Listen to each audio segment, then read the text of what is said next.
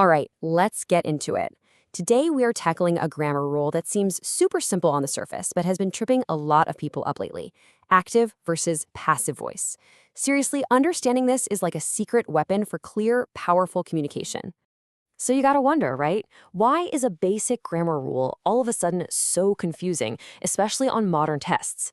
If you've ever just stared at a multiple choice question thinking, wait, none of these feel right? Well, you're not alone. And the reason why is pretty wild.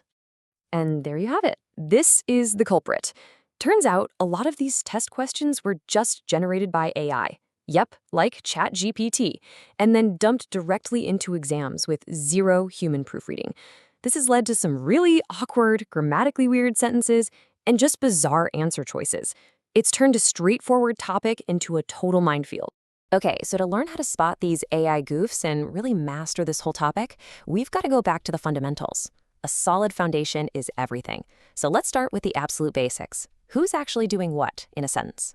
It all boils down to one simple difference. In the active voice, the subject is the star of the show. They're the one performing the action. But in the passive voice, the subject just kind of kicks back and receives the action. The whole focus of the sentence shifts from the doer to the receiver. So, active voice is your go-to for direct, clear writing. The manager approved the report. Boom. The subject, the manager, does the action. Approved. It's simple, it's strong, it gets right to the point. Now, let's flip that into passive. The report was approved by the manager. See the change? The report, which was the object before, is now the subject. But it's not doing anything, right? It's being acted upon. All the focus is now on the report itself, not the manager. And here's the formula, kind of like a cheat sheet. Active is usually subject plus a verb plus an object. To go passive, you just swap it around. The object moves to the front, you add a be verb like was or is, and then you use the past participle of the main verb. It's a really predictable pattern once you see it. All right, let's build on that. Once you get that basic formula down, you start to see these patterns that make switching between active and passive so much faster. And this is the real secret. You absolutely do not need to memorize 100 different grammar rules. The key, especially for a test, is just getting good at quick pattern recognition. It's all about looking at the verb and instantly knowing what its passive version is going to look like. It's really just a simple three-step process. First, find the main verb and figure out its tense. Second, you just have to know the passive pattern for that tense. For example, will enforce always becomes will be enforced. And third, you just scan the answers for that exact match. That's it. Here's a perfect example of that pattern in action. Active, the company will enforce. To make it passive, you just need to find the option that says will be enforced. Once you can spot that pattern, you can solve these questions in like seconds. And you don't get tricked by any of the confusing wrong answers. So we've got the basics down solid. Now let's level up and look at some of the trickier, more advanced examples you're going to see out in the wild. But here's the thing. Even these more complex sentences follow the exact same logic. You've got modal verbs like can or must, super easy. Can solve just becomes can be solved. Even something like an infinitive follows a predictable pattern. And don't forget, a lot of the time you can just drop the person doing the action altogether. And this is actually one of the most important and legitimate reasons to use the passive voice. When the action itself is the star of the show, you can just leave out the doer. You see this constantly in scientific papers or business reports. The data was collected. Who cares who collected it? The point is the data. It makes the writing feel more objective. Okay, so let's circle all the way back to where we started. Those super strange AI-generated test questions. Let's take a closer look at what's going on there. So what do you do? What do you do when you're staring down a question and none of the answers feel right? When every single option is just a little bit off?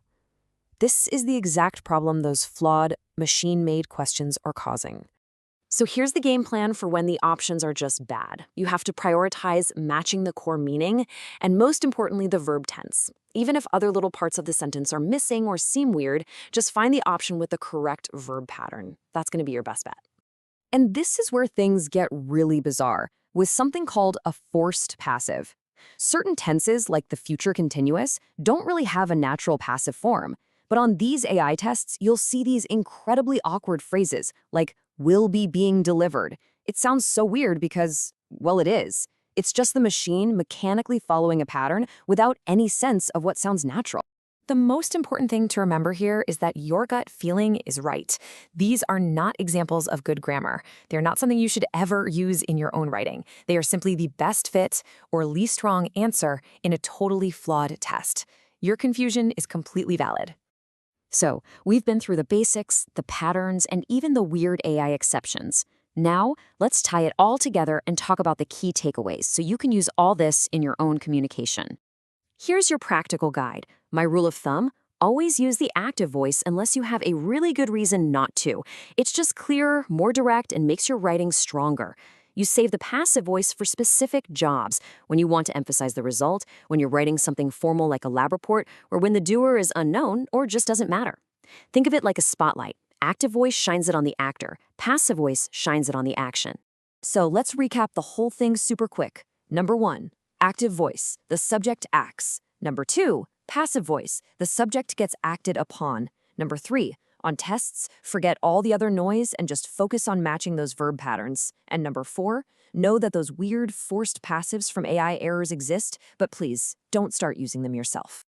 And all of this leaves us with a much bigger, more thought-provoking question, doesn't it?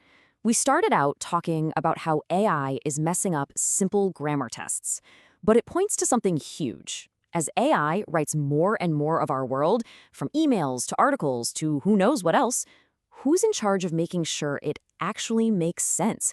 Who becomes the final proofreader?